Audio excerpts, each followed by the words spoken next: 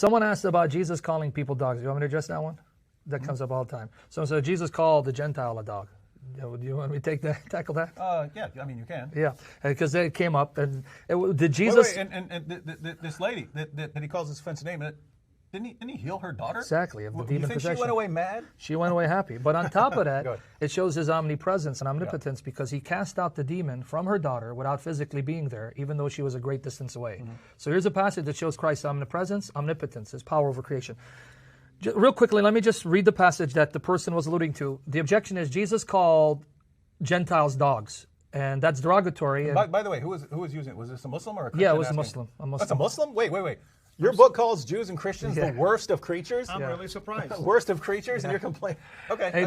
Yeah, because they brought up, but I want to help the Christians here. Let me read it, Matthew 15, 26, 27. He replied, "It is not right to take the children's bread and toss it to the dogs."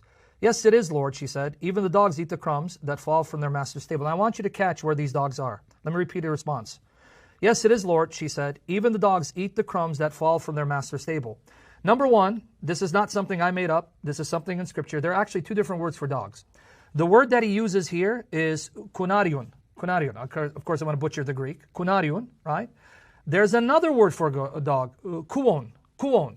This other word, kuon, appears in the following passages. And I just want people to write them down. We're not going to read them. Matthew 7:6, where he says, "Do not give what is sacred to dogs." Matthew 7:6. Philippians 3:3. 2 Peter 2 Peter chapter 2, verse 22. Revelation 22:15.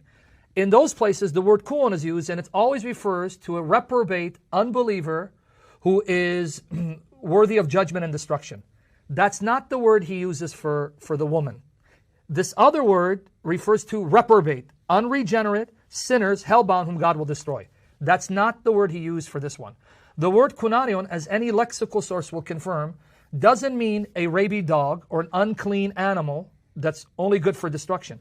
It actually means a house pet, a house puppy, and lexical sources confirm it.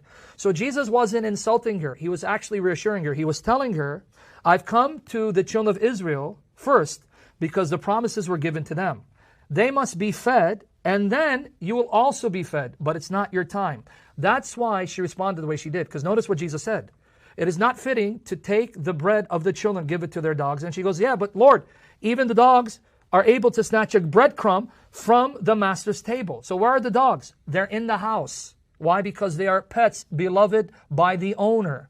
So they're not some stray animals, stray dogs, who are good for nothing but destruction. And ironically, I think this Muslim is viewing the term dog through the lenses of Muhammad, because it's Muhammad who hated dogs and had them killed, had them butchered. And you have a video on that, don't you? One of the series. It's in one of your series. I don't remember videos.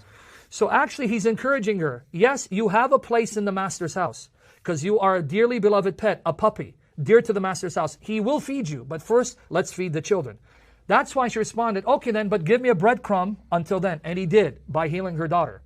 That term, house pet or puppy, is no more offensive than when Jesus, earlier in the chapter, in Matthew 15:24, said to the children of Israel, about the children of Israel, they're lost sheep.